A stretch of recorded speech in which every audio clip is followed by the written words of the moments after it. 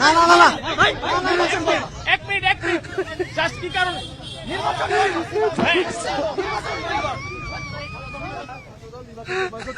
এবং এই নির্বাচন বয়কট সাপেক্ষে লিখিতভাবে আমরা নির্বাচন কমিশনে লিখিত জমা দিয়েছি কি কি কারণগুলো ছিল সেই কারণগুলো আপনারা এখানে যাই খুঁটিয়ে দেখবেন। আপনি একটু বলবেন, এক দুইটা কারণ বলেন।